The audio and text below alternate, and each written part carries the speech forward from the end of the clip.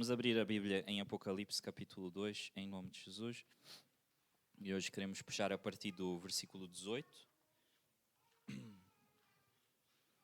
Glória a Deus. Deus é mesmo muito, muito bom para conosco e misericordioso. E nós não merecemos tanta coisa incrível que Ele nos dá. Mas eu sei que nos esforçamos. Amém. Aleluia. Quem abriu diz amém? Amém. Estamos a continuar o tema das cartas às igrejas da Ásia Menor, as igrejas em Apocalipse, e nós já estamos no final. Se eu não me engano, faltam-nos apenas 2 igrejas. Então, nós no final vamos fazer uma mensagem só com um apanhado de tudo, para os irmãos que às vezes não conseguiram estar em todos os cultos. Vamos fazer um pequeno apanhado para resumirmos tudo. Amém? E quero-vos dizer realmente que a reunião de membresia que vamos ter na sexta-feira é muito importante para os irmãos estarem presentes. Quem não conseguir, vamos fazer forma de chegar-vos a gravação. Mas é muito importante, porquê? Porque os irmãos estão há muito tempo connosco, sabem que nós temos um prezar, um zelo muito grande por manter a integridade da nossa igreja, não é? E nós não gostamos e não queremos fazer um crescimento numeral e enquanto a palavra de Deus ela não é valorizada acima de tudo, e nós acreditamos que somos, não é? E queremos ser, e se ainda não somos, que Deus tenha misericórdia, mas que somos uma igreja que seja bíblica, que não vá em invenções, não é? E acreditamos que para isso acontecer nós temos que estar muito cuidadosos com o nosso coração como membros, com o nosso coração como igreja, com a forma como nós lidamos e interagirmos com o mundo. Isso é muito importante. E como é que nós devemos fazê-lo? E qual é a nossa relevância no mundo atualmente, não é? E o que é que a nossa igreja valoriza? Algumas pessoas aqui começaram a congregar há pouco tempo, há 1 ano, há 6 meses. Alguns não estão cá, mas para essas pessoas é mais importante ainda. Amém? A nossa igreja tem uma história, gostaríamos de explicar. E o que é que a nossa igreja valoriza? O que é que significa um pouco ser um membro desta igreja? Então eu acho que vai ser importante, vai ser uma bênção. E eu conto com os irmãos. Amém? Vai ser uma reunião através do Google Meet, como vocês já estão habituados, já fizemos durante a pandemia muitas vezes. Não é o ideal, o bom é estarmos presentes, mas eu acho que para estarmos todos juntos seria melhor dessa forma. Amém? E Deus vai fazer algo especial nessa reunião, em nome de Jesus. Vamos então ler esta carta, no versículo 18. Ao anjo da igreja em Tiátira, escreva: Estas são as palavras do Filho de Deus, cujos olhos são como chama de fogo e os pés como bronze reluzente. Conheço as tuas obras, o seu amor, a sua fé e o seu serviço e a sua perseverança. E sei que você está fazendo mais agora do que no princípio. No entanto, contra você tenho isto. Você tolera Jezabel, aquela mulher que se diz profetiza. Com os seus ensinos, ela induz os meus servos à imoralidade sexual e a comerem alimentos sacrificados aos ídolos. Eu dei-lhe tempo para que se arrependesse da sua imoralidade sexual, mas ela não quer se arrepender. Por isso, vou fazê-la adoecer e trarei grande sofrimento aos que cometem adultério com ela, a não ser que se arrependam das suas obras que ela pratica. Matarei os filhos, e aqui os filhos podem ser os seguidores dessa mulher. Então todas as igrejas saberão que eu sou aquele que sonda mentes e corações, e retribuirei a cada um de vocês de acordo com as suas obras. Aos demais que estão em Tiatira, a vocês que não seguem a doutrina dela e não aprenderam, como eles dizem, os profundos segredos de Satanás, eu digo: não porei outra carga sobre vocês. Então somente apeguem-se com firmeza ao que vocês têm, até que eu venha. Aquele que vencer e fizer a minha vontade até o fim, darei autoridade sobre as nações. Ele as governará com cetro de ferro e as despedaçará como um vaso de barro. Referência a Salmos 2, versículo 9. Eu lhe darei a mesma autoridade que recebi do meu Pai. Também lhe darei a estrela da manhã. Aquele que tem ouvidos, ouça o que o Espírito diz às igrejas. Amém, igreja? Amém. Glória a Deus. Faz as tuas anotações aí. Para nós aprendermos hoje em nome de Jesus.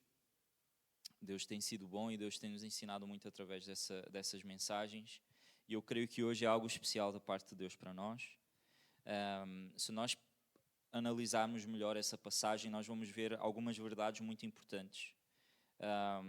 Uma igreja, não é, que estava nesta cidade de Tiátira, ela é uma cidade muito pequenina, não é como as outras cidades que nós temos visto, uma cidade que servia um pouco de proteção para Pérgamo. Ela ficava ali antes de Pérgamo, então um povo estranho que quisesse conquistar Pérgamo, que era a capital da Ásia Menor, tinha que passar por Tiatira. Então Tiatira, ela às vezes funcionava como um pequeno posto avançado de proteção militar, mas ela não era muito mais do que isso, uma cidade muito pequena.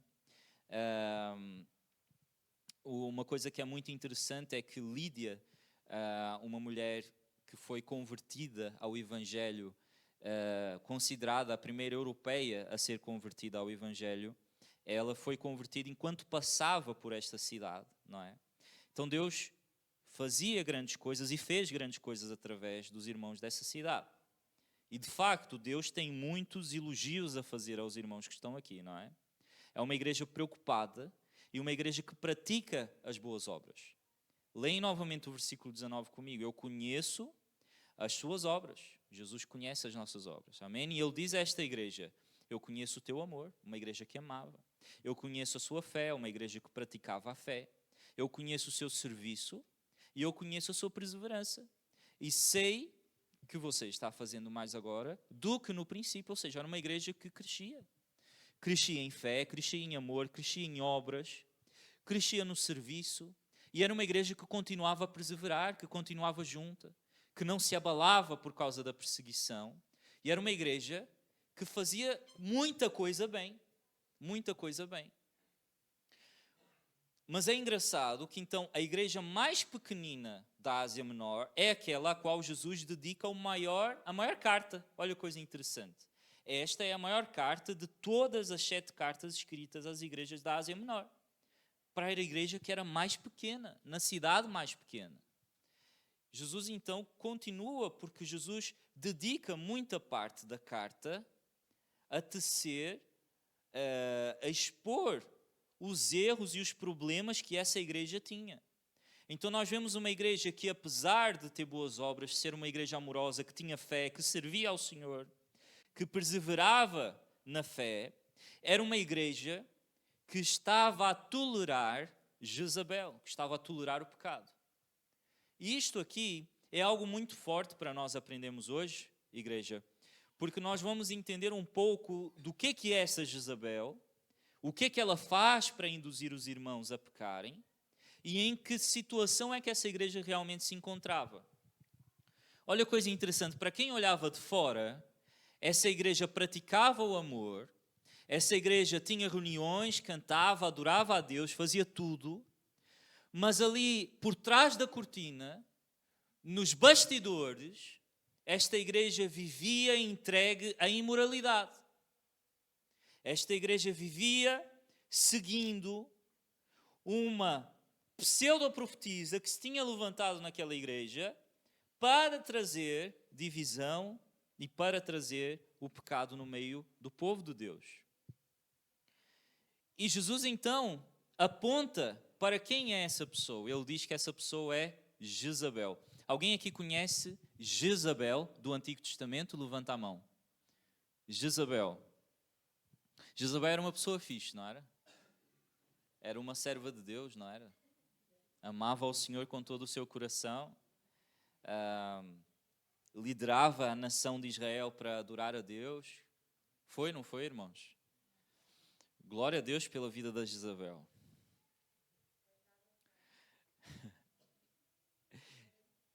Era muito estranho que alguém se chamasse Jezabel ali naquele contexto do Novo Testamento. Porque, irmãos, Jezabel, nós vamos ver melhor a seguir, Jezabel não era uma flor que se cheire. E Jezabel não caiu e não acabou os seus dias em glória. Na verdade, dar o nome de Jezabel a um filho, para um judeu, era uma coisa completamente descabida e impensável. Então é muito provável que esta pessoa a quem Jesus se refere não seja Jezabel como o seu nome de nascença. Mas ela invoca e traz à tona o espírito de Jezabel. E é isso que Jesus está a apontar. Essa Jezabel era uma mulher qualquer, que tinha um nome qualquer, mas que estava imbuída e usada pelos demônios que usaram também Jezabel no Antigo Testamento. Então Jesus aponta não para a pessoa que se chamava Jezabel, mas apontava para o espírito de Jezabel que entrou dentro da igreja. Então, uma igreja ela tem que ser conhecida por algumas coisas. Ela ou é conhecida por confrontar o pecado, ou ela é conhecida por deixar o pecado ser disseminado no meio dela. Ou ela é conhecida por confrontar o pecado, ou ela deixa o pecado disseminar. Porque o pecado, irmãos, ele simplesmente não deixa de vir. A tentação, ela não para de vir. Nós temos que entender isto. Não há nenhuma doutrina cristã, mesmo dos irmãos mais reformados, irmãos mais pentecostais, os mais carismáticos, nenhum aceita a ideia de que a tentação para de vir sobre a nossa vida. Ela vem sempre. Certo? Sempre. Então, todos aceitam esta verdade. O crente persevera em santidade. O crente persevera em santidade.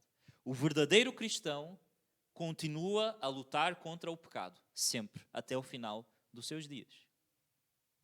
As coisas não se tornam necessariamente mais fáceis. Nós é que nos tornamos mais fortes. Amém? E o Espírito vence. Mas a verdade é que o pecado ele está sempre a espreitar à porta. Nós estamos na nossa casa, fechados no meio da selva. Né? Pensem num filme de terror, está lá uma família no meio de uma cabana, no meio da selva.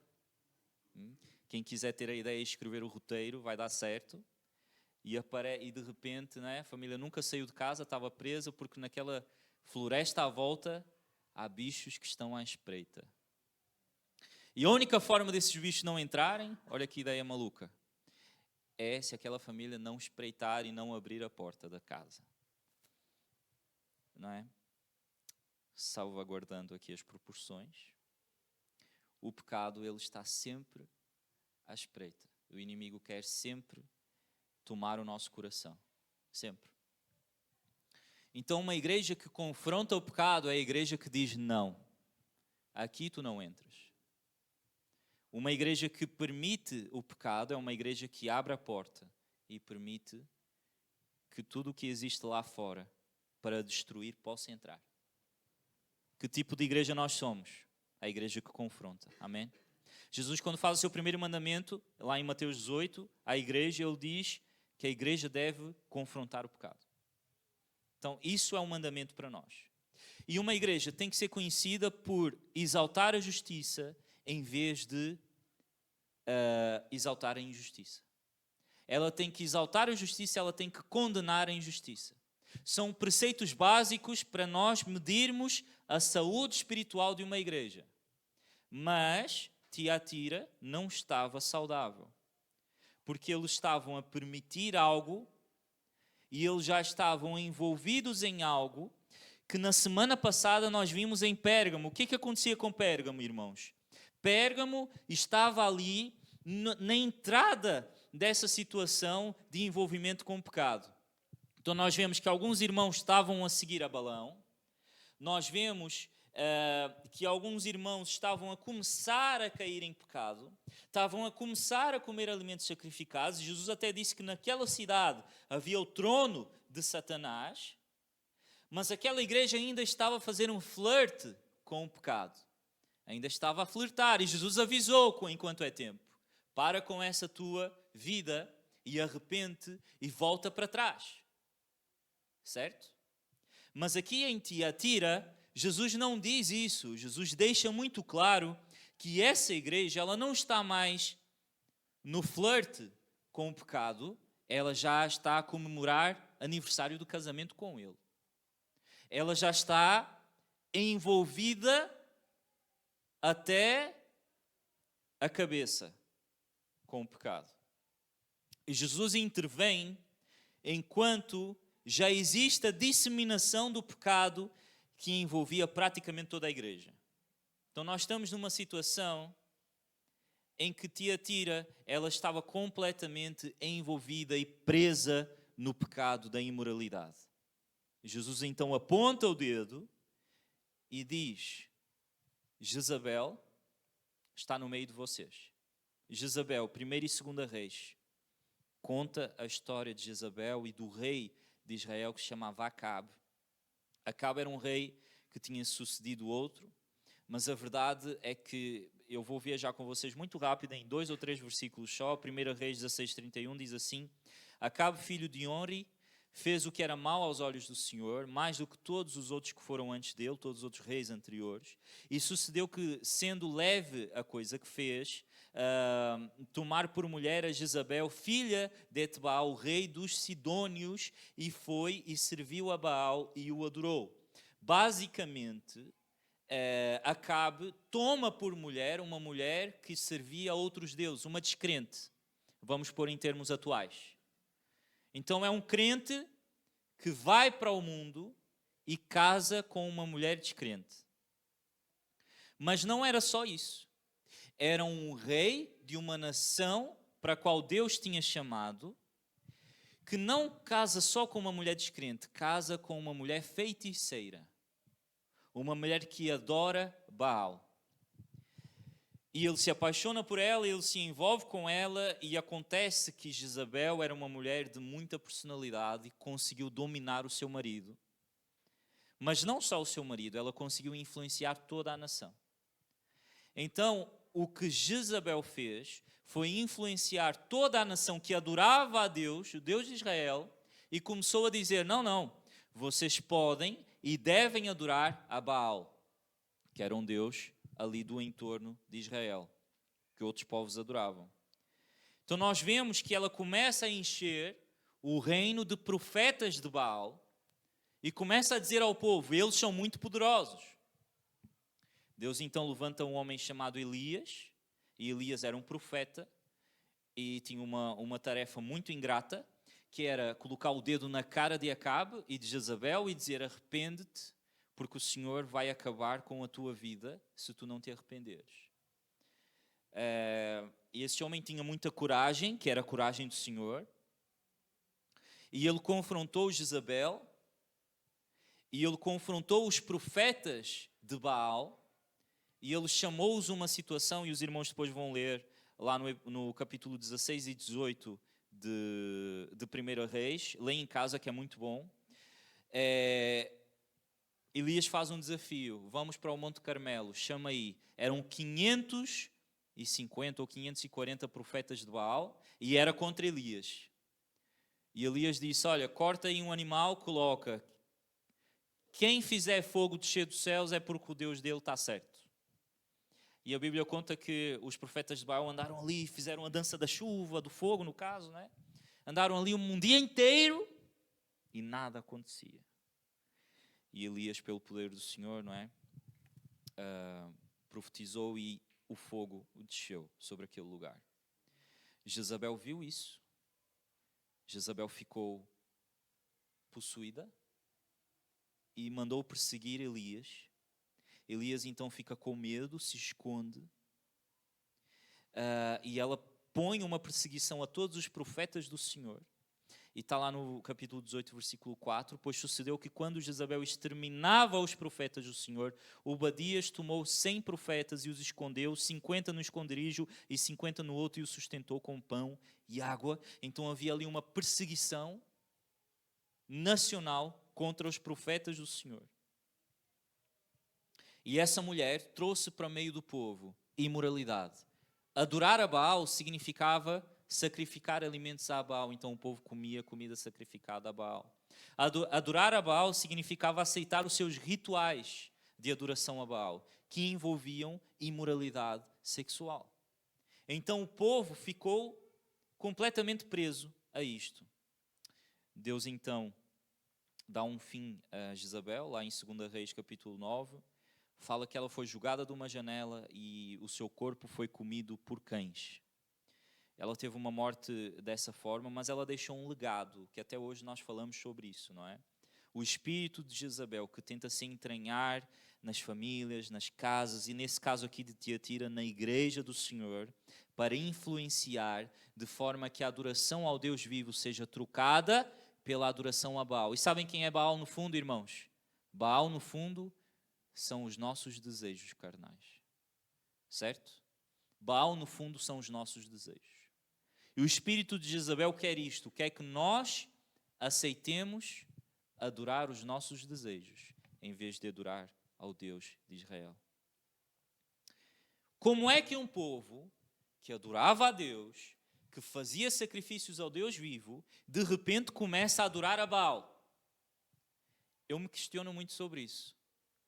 Como é que as pessoas, como é que um grupo de pessoas, como é que uma igreja que foi convertida, que viu maravilhas, que viu coisas incríveis como Tiatira, começa de repente a aceitar que uma endemoniada se levante e comece a ensinar as pessoas daquela igreja de que não, de que o caminho que eles estavam a seguir era errado, que eles podiam viver de forma lasciviosa, que eles podiam se entregar aos seus desejos sexuais, que eles podiam viver a vida do jeito que eles quisessem e estava tudo bem.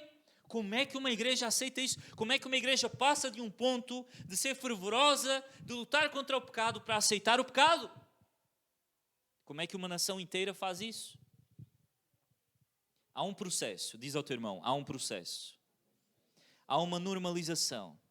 Então nós temos que entender o seguinte, que nós nunca passamos de santos incorruptíveis para um pecador completamente entregue ao pecado. Há um processo, temos que entender isto. Há um processo. E se nós entendemos como é que ele começa, nós conseguimos travá-lo. Amém, igreja? Diz ao teu irmão, tu tens que travar o processo de normalização do pecado na tua vida. Alguém aqui gosta de história? Levanta a mão, quem gosta de história? Não? História da Segunda Guerra, alguém gosta dessa história? Opa, eu adoro. Bom, foi uma coisa horrível que aconteceu na humanidade, mas eu adoro estudar sobre isso, não é?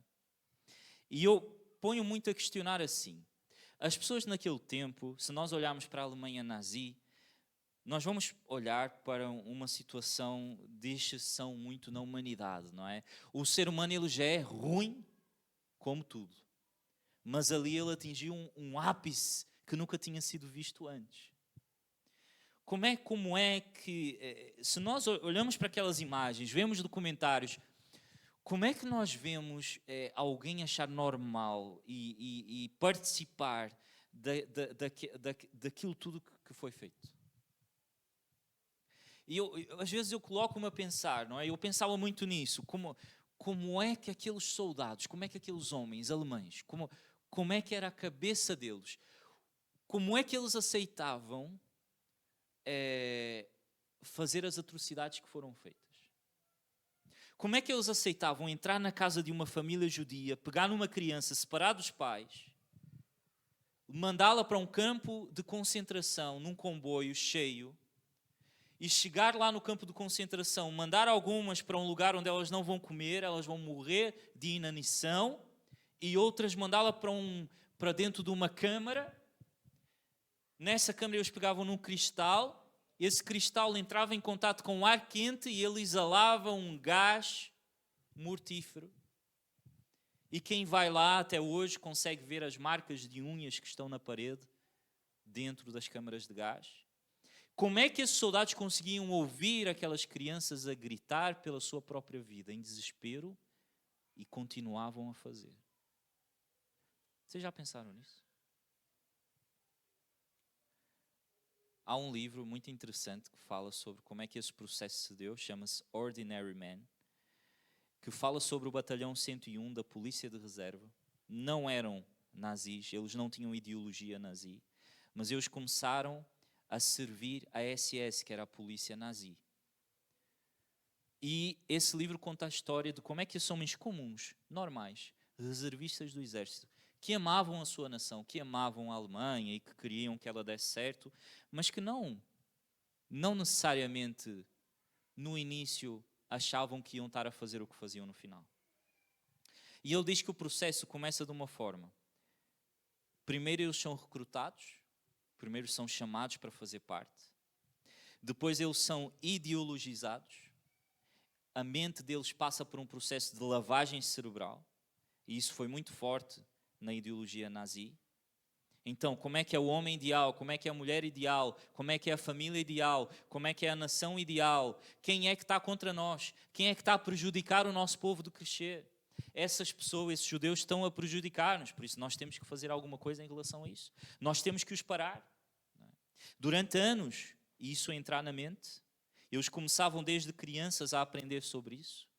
Por isso é que nós temos de ter cuidado com o que é que estão a ensinar os nossos filhos na escola. Porque a ideologia é real e ela existe, e a Alemanha nazi realmente é uma prova disso. De que uma criança que começa desde pequena a aprender certas coisas, ela vai normalizar aquilo na vida dela adulta. Por isso temos de ter cuidado. Essa ideologia, depois o ponto seguinte dessa ideologização é a desumanização. Então o judeu, ele na verdade não é um ser humano como nós. Nós somos seres humanos como Deus quis criar.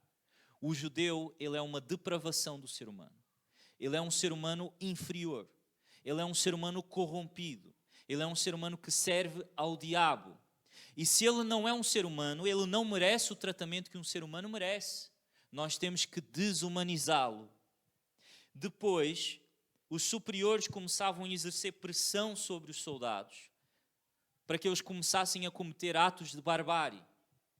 E esses atos de barbárie às vezes significavam apenas no início: entra na casa daquela família e pega aquela mulher e pega aquele marido e traz e vamos levá-lo preso.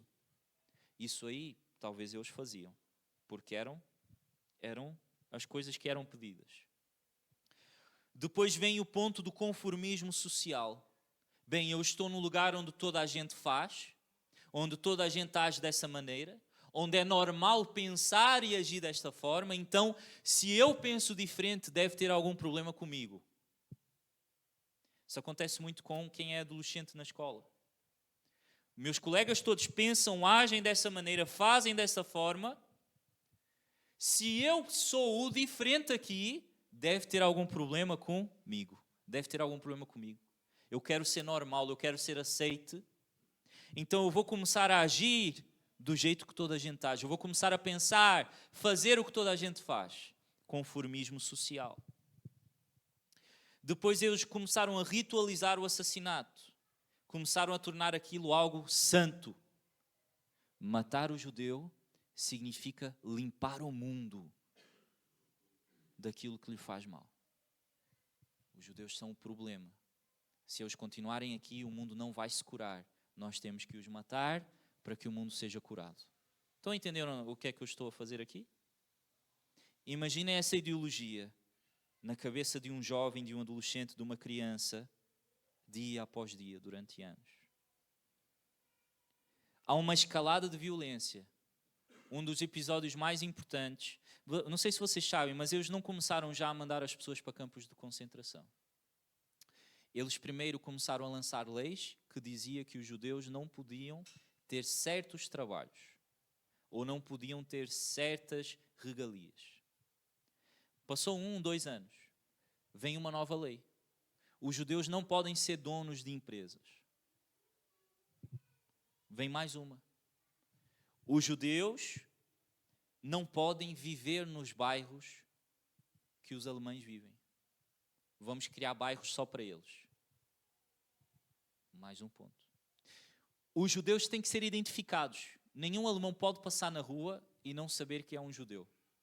Então vamos colocar uma marca nos judeus. Vamos fazê-los usar uma estrela de Davi, cozida no braço. Para que sempre que nós passemos por eles, nós consigamos saber quem são. Nós estamos numa escalada, certo?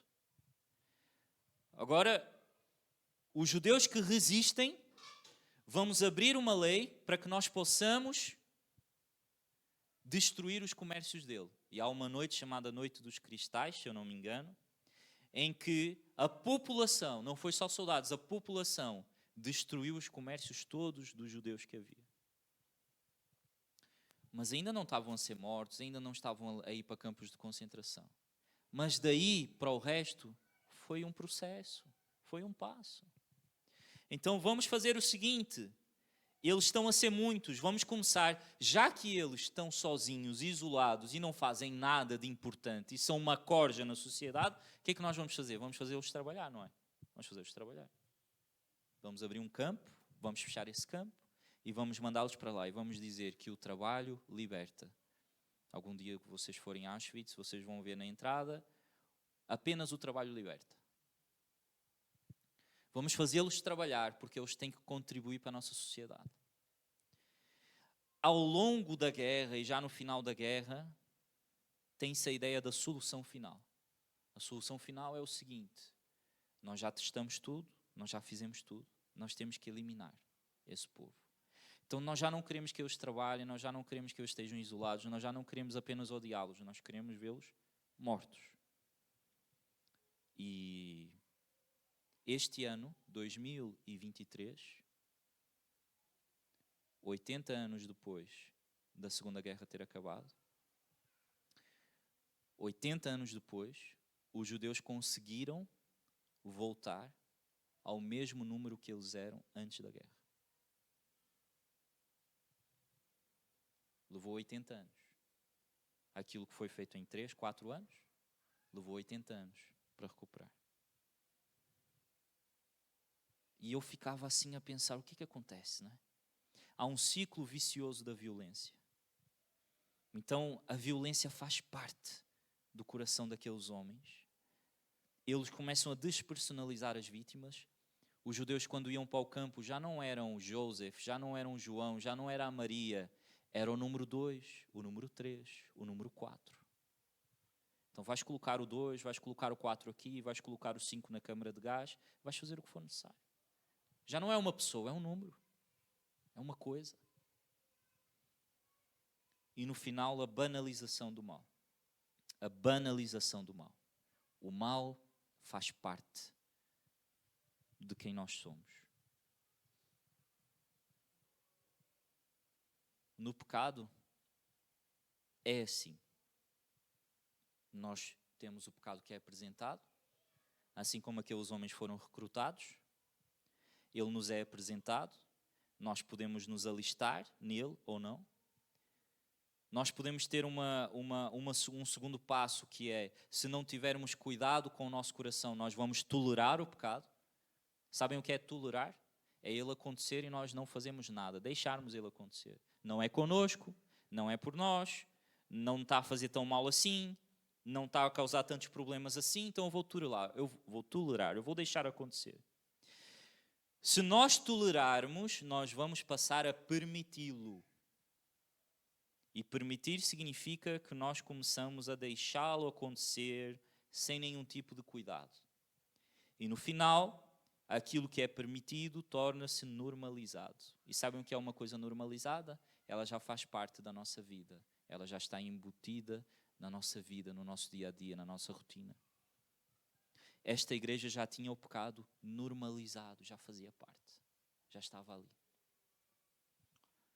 O inimigo pode influenciar um crente. Quando Pedro estava a dizer, Jesus, se tu fores preso, eu vou atrás de ti, eu faço tudo por ti, eu mato, eu morro por ti, eu faço tudo. O que é que Jesus responde para Pedro? Mateus 16, 23. Para trás de mim, Satanás, tu és uma pedra de tropeço para mim, e não pensas nas coisas de Deus, mas nas coisas dos homens. Pedro estava sob influência maligna. Olha a coisa interessante. Pedro andava com Jesus, mas estava sob influência maligna naquele momento. Porque ele permitiu. 1 Timóteo 4:1, Paulo escreve a Timóteo e diz assim, o Espírito diz claramente que nos últimos tempos alguns abandonarão a fé e seguirão espíritos enganadores e doutrinas de demónios. O inimigo ainda influencia pessoas e pode influenciar um cristão. Como é que ele faz isso? Ele faz isso aos poucos, através do processo. Ele apresenta o pecado, nós começamos a tolerá-lo, nós começamos a permiti-lo e ele torna-se normal na nossa vida. Então o inimigo pode nos atacar. Às vezes quando nós andamos com um medo desmedido, não sabemos porquê. Eu estou com medo de tudo, não é? Elias, quando foi fugir de Jezabel, Elias tinha acabado de enfrentar 500 profetas de Baal, sem medo. Jezabel diz assim, vou mandar matar aquele homem, vão atrás dele. Ele fica cheio de medo. No capítulo 19 de 1 Reis, versículo 3, diz, Elias teve medo e fugiu para salvar a sua própria vida. Se escondeu, deu lugar ao medo no seu coração. Então, o homem que tinha feito aquela coisa incrível anteriormente é o mesmo homem que teve medo depois. Que começou a ceder ao medo, não é? Às vezes, a vontade de desistir. Sabem o que é que Elias chegou a fazer? Chegou ao pé de Giesta, sentou-se debaixo dele e orou pedindo a morte. E Elias disse a Deus, já tive o bastante, Senhor. Tira a minha vida, não sou melhor do que os meus antepassados. Ele entrou em depressão, ficou com medo, quis morrer. Fadiga, doenças que vêm e que não saem, que não vão. Quando damos lugar à imoralidade, nós começamos a aceitá-la na nossa vida. Não há mal ver este filme, não há mal ver esta série, não há mal fazer isto, não há mal, sei lá, olhar para este Instagram, para esta conta, não há mal ver isto, deixar que isto entre no meu coração, não há problema nenhum. Quando damos lugar à insegurança, quando ficamos na defensiva. Há uma coisa muito interessante, quando Deus foi questionar Elias, o que é que ele estava a fazer escondido, Elias começou a dar um testamento, ele ensaiou uma conversa. Ele começou a dizer a Deus, não Deus, eu só fiz isto por causa disto, daquilo outro, e aconteceu isto, então Deus, não tinha o que fazer, tinha que ser.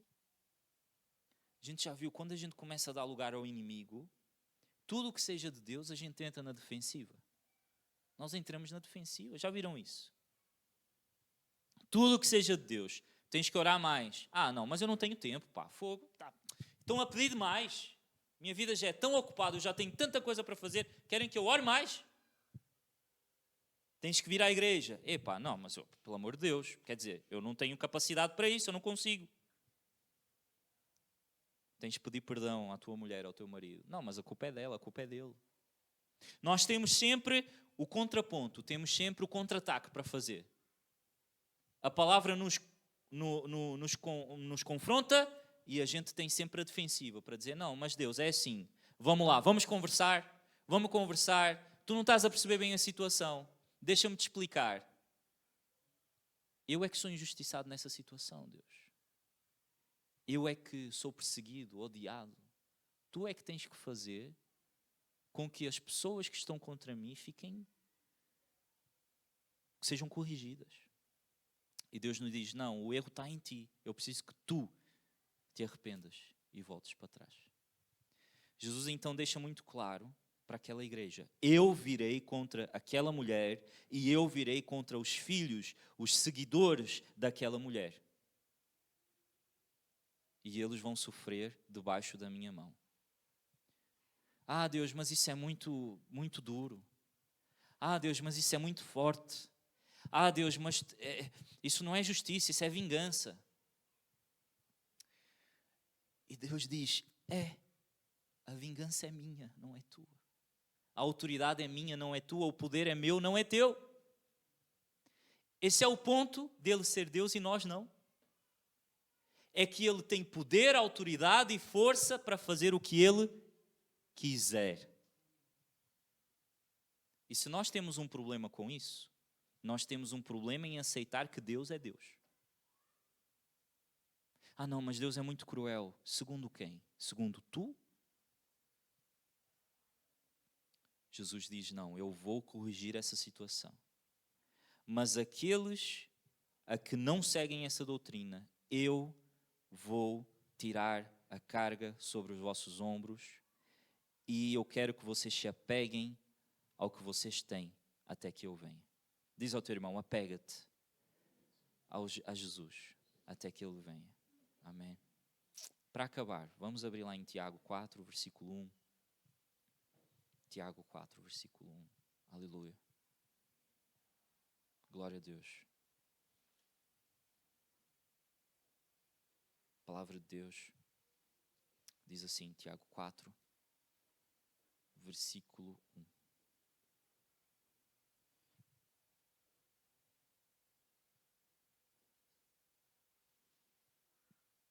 Amém, Jesus.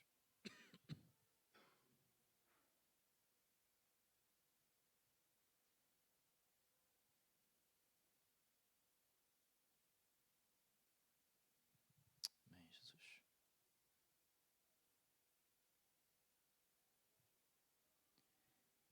Tiago 4:1 diz o seguinte: de onde vêm as guerras e contendas que há entre vocês? Não vêm das paixões que guerreiam dentro de vocês? Vocês cobiçam coisas, mas não as têm. Matam e invejam, mas não conseguem obter o que desejam. Olha aqui o que o Tiago está a escrever. Vocês vivem a lutar e a fazer guerras. Não têm porque não pedem. E quando pedem, não recebem, porque pedem por motivos errados, para gastar nos seus próprios prazeres. Tiago continua e diz: adúlteros, vocês não sabem que a amizade com o mundo é inimizade com Deus? Quem quer ser amigo do mundo, faz-se inimigo de Deus. Ou vocês acham que é sem razão que a Escritura diz que o Espírito que Ele fez habitar em nós tem fortes ciúmes? Mas Ele nos concede graça maior. Por isso diz a Escritura: Deus se opõe aos orgulhosos, mas concede graça aos humildes. Portanto, submetam-se a Deus. Essa é a nossa resposta hoje, igreja. Submetam-se a Deus, resistam ao diabo e ele fugirá de vocês. Aproximem-se de Deus e ele se aproximará de vocês.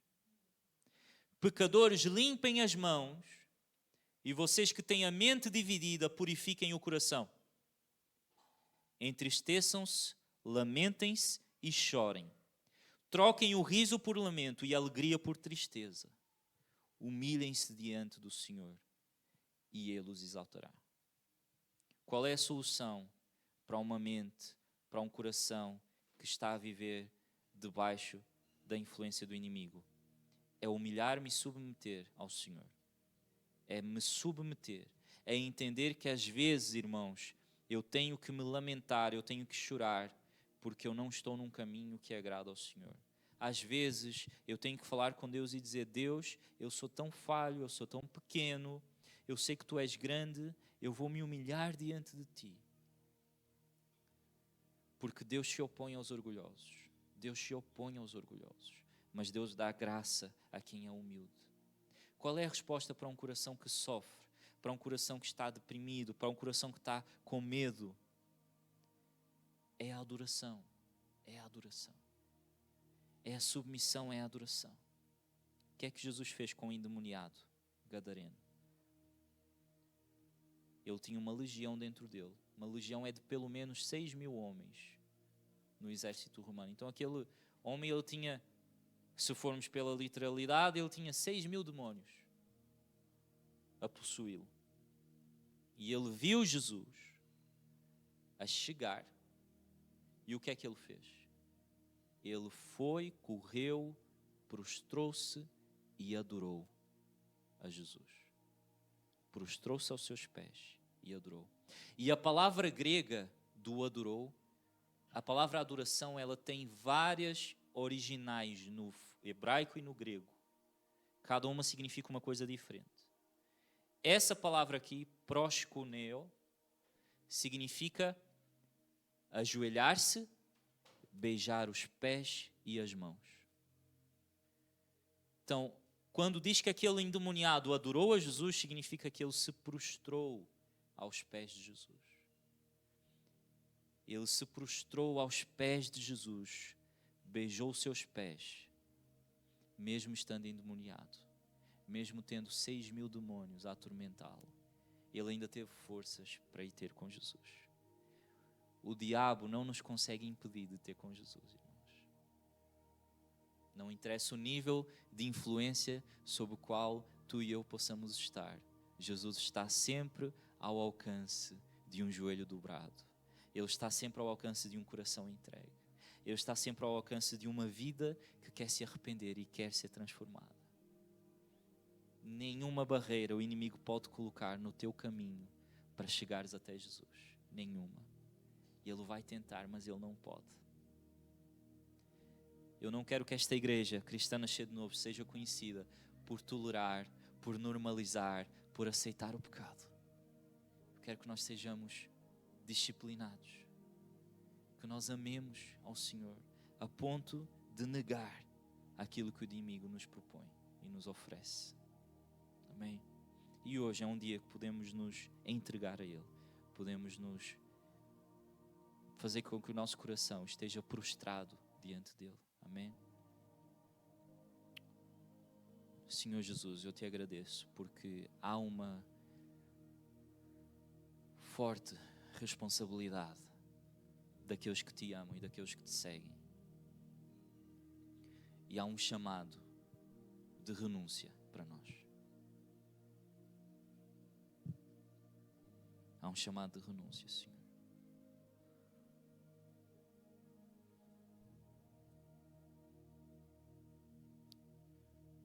Senhor, hoje eu sinto que Ele quer nos dizer isso. Há uma renúncia.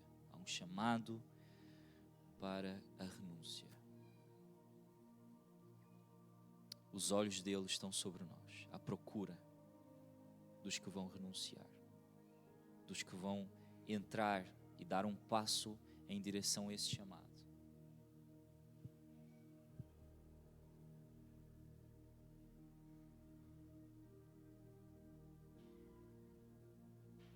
Em nome de Jesus, Pai, que esse chamado, Pai, seja real para nós.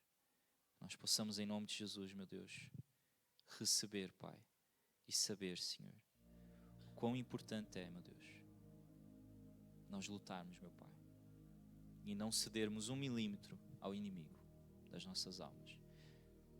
Obrigado, Jesus, porque esta igreja nos ensinou hoje como é que nós não podemos deixar que o espírito da imoralidade, o espírito de Jezabel, entre em nosso coração e comecemos a achar certas coisas que para ti, Deus, são uma afronta. Comecemos a achar essas coisas normais, Senhor. Eu oro, meu Pai, para que em nome de Jesus nós possamos não aceitar isso em nome do Senhor Jesus. Assim como nós olhamos, meu Pai, para aquelas atrocidades que nós vemos na Segunda Guerra, Deus, nós queremos olhar para o pecado com essa mesma repulsa, Senhor. Queremos olhar para isso, meu Pai, como se nós estivéssemos a rasgar a vida de um inocente, Deus, com o nosso pecado. Como se estivéssemos a condenar alguém inocente à morte com o nosso pecado, Pai. Dá-nos essa certeza, Deus. Dá-nos esse peso, Pai. Mas acima de tudo, dá-nos amor. Porque não queremos te obedecer só por medo, só por temor. Queremos te obedecer porque nós te amamos acima de tudo. Queremos te obedecer porque nós temos muitas ofertas lá fora. Porque nós temos muita coisa que podemos estar a fazer. Mas nós escolhemos te amar. E nós escolhemos ser fiéis. E nós escolhemos dizer não ao pecado e dizer sim a uma vida de entrega a ti, Senhor. Porque acima de tudo que nós podemos amar, acima de todas as paixões que existem disponíveis para nós, tu és a maior de todas. Tu és aquela pela qual vale a pena viver, vale a pena se entregar e vale a pena viver esse chamado de renúncia, Deus. Obrigado, Paizinho. Eu te agradeço hoje pela oportunidade que temos de estar na tua casa, de te adorar, de bendizer o teu nome. E eu peço que tu leves-nos em paz e em segurança para o nosso lar. Dá-nos uma semana abençoada, cheia da tua presença, em nome de Jesus. Amém. Amém. Igreja, tem um aniversariante esta semana? Ou não? Nenhum? Pronto. Amém. Então vão em paz, não se esqueçam, quarta-feira temos culto aqui e sexta-feira temos